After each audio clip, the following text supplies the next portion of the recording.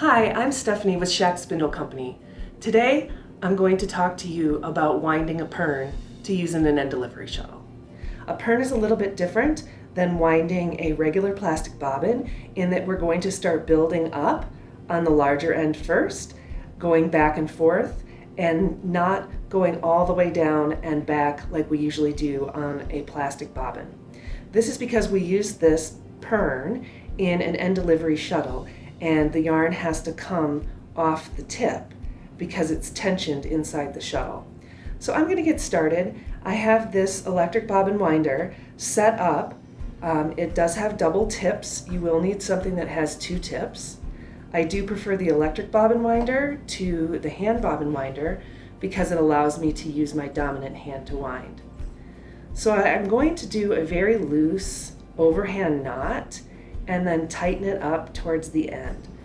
I don't like to tie it very securely onto this so that when you get to the end of your Pirn, it should just slide off into your weaving. So to get started, we're going to start slowly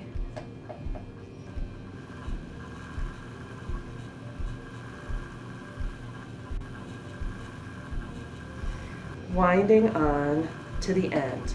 Now, tension is important here, so I'm tensioning with both hands.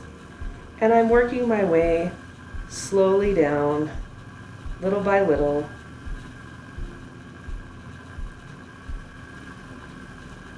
to the tip of the Pirn.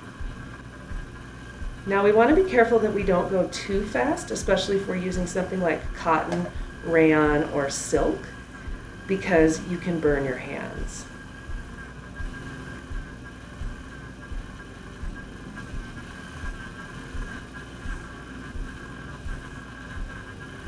And I'm not going to go all the way down because we do want that yarn to wind off the tip. So here we have